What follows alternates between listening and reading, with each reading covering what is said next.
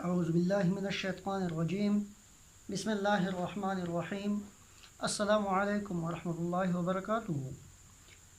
محترم ناظرین، نماز کے سلسلے میں آپ حضرات کے حضور کچھ پروگرام پیش کر چکا ہوں، جن میں نماز کے لیے کھڑے ہونے کے کیفیت سے لے کر رکوع تک ان امور پر بحث کیا گیا ہے۔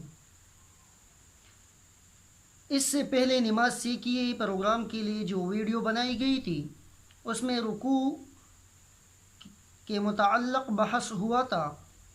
رکوع کا سنت طریقہ بتایا گیا تھا۔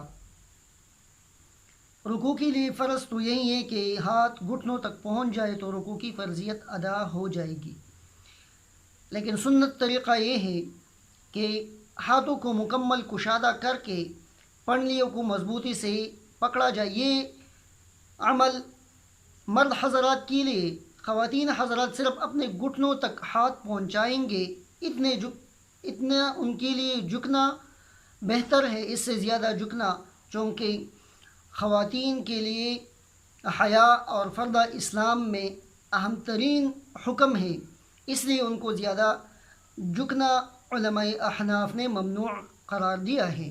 لہٰذا خواتین صرف گھٹنوں تک ہاتھ پہنچائیں گے، زیادہ جھکنا ان کے لیے موزوں نہیں ہے۔ مرد حضرات مکمل جھکیں گے، ہاتھوں کو مکمل کشادہ کر کے پنڈلیوں کو پکڑیں گے۔ یہ پچھلی ویڈیو میں آپ حضرات کو بتایا گیا تھا۔ اگر کسی سے مس ہو گیا ہو تو ڈسکرپشن میں لنک دے دوں گا۔ اس سے پہلے آپ چینل بھی سبسکرائب کیجئے اور بیل آئیکن کو پریس کیجئے تاکہ ہر آنے والی ویڈیو آپ حضرات تک پہنچ سکے۔ دینی چینل ہے، اس کے پھیلانے میں ہماری مدد کیجئے۔ اللہ رب العالمین آپ کو جزائے خیر دے گا۔ اب رکوع میں کیا کرنا ہوگا؟ تو رکوع میں سبحان ربی العظیم پڑھنا سنت ہے۔ سبحان ربی العظیم یہ پڑھنا ایک سنت ہو گیا۔ 3 بار پڑھنا یہ علیحدہ سنت ہو گیا۔ تو اس میں تقریباً 3 سنتیں ادا ہو گئی۔ ایک تسبیحات پڑھنا سنت ہے۔ دوسری سنت یہ ہے کہ تسبیحات میں سبحان ربی العظیم پڑھا جائے، تو یہ 2 سنت ہو گئی۔ اگر کسی نے سبحان ربی الاعلیٰ پڑھا تو بھی سنت ادا ہو گیا، لیکن سبحان ربی العظیم کی سنت ادا نہ ہوئی۔ تسبیح کی سنت تو ادا ہو گئی، لیکن سبحان ربی العظیم پڑھنے کی سنت ادا نہیں ہوئی۔ اسی لیے سبحان ربی العظیم پڑھنا یہ 2 سنت ہو گئے۔ اور تیسری سنت یہ ہے کہ سبحان ربی العظیم 3 بار پڑھا جائے۔ اگر کوئی 3 سے زیادہ پڑھنا چاہے تو یہ مستحب عمل ہے، 5 دفعہ بھی پڑھ سکتے ہیں۔ فرائض میں 5 دفعہ پڑھنا زیادہ بہتر اور اولیٰ ہے۔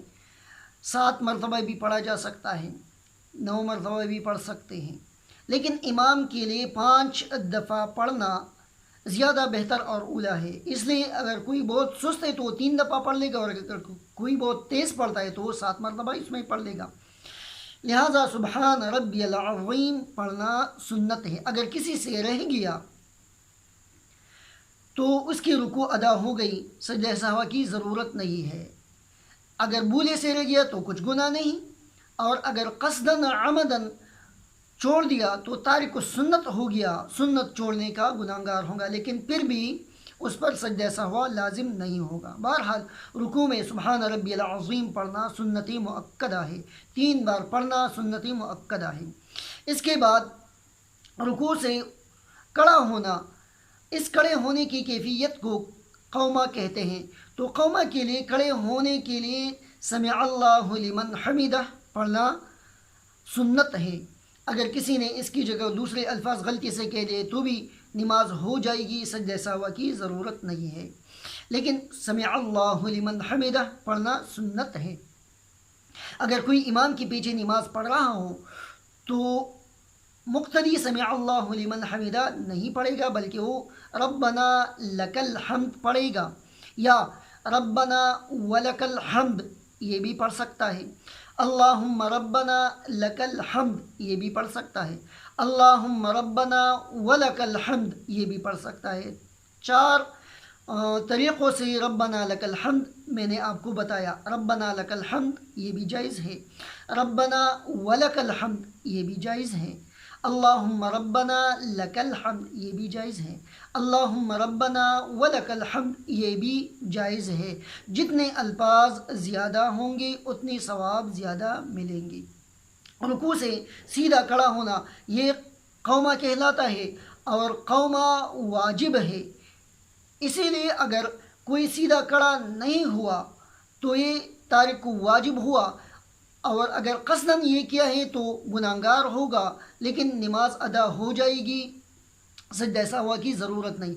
और अगर कोई भूल गया, रुकू से खड़े होने के कैफियत को कोई भूल गया, कौमा कोई भूल गया, मिसाल के तौर पर किसी ने सुब्हान रब्बिल अज़ीम पढ़ा और इसके बाद अल्लाह अकबर कहकर सीधा सजदा में चला गया, तो ये कौमा के लिए खड़ा होना उनसे भूल गया तो इस पर सजदा सहवा लाजिम है। और अगर कसदन आमदन सिर्फ सर उठाया रुकू से और पूरा खड़ा नहीं हुआ फिर सजदे के लिए डायरेक्ट चला गया तो ये तारिक वाजिब है। कसदन आमदन इसने वाजिब तर्क किया, और कसदन आमदन वाजिब तर्क करने से सजदा सहवा अदा नहीं होता, लेकिन नमाज का इआदा इस पर वाजिब होता है। दोबारा नमाज पढ़ना उस पर वाजिब है। फर्जियत तो साक़ित हो गई, लेकिन दोबारा नमाज पढ़ना वाजिब है। और अगर दोबारा नमाज नहीं पढ़ा तो वाजिब छोड़ने का जो गुनाह होगा इस पर यह गुनाह लाजिम आएगा। बहरहाल सीधा खड़ा होना चाहिए, लेकिन रुकू से सीधा खड़ा होना इस तरह कि इंसान का जिस्म अपनी नॉर्मल कैफियत पर हो जाए और हर जोड़ अपनी अपनी जगह तक पहुंच जाए, आराम से खड़ा होना, फिर इसके बाद अल्लाह अकबर कहकर सजदा के लिए जाना चाहिए। अल्लाह रब्बुल आलमीन हमें सुन्नत के मुताबिक नमाज सीखने और पढ़ने की तौफीक अता फरमाए। मुझे भी दुआ में याद कीजिए। अल्लाह रब्बुल आलमीन हमें दीन इस्लाम पर अमल करने की तौफीक अता फरमाए। वमा अलैना इल्लल बलागुल मुबीन।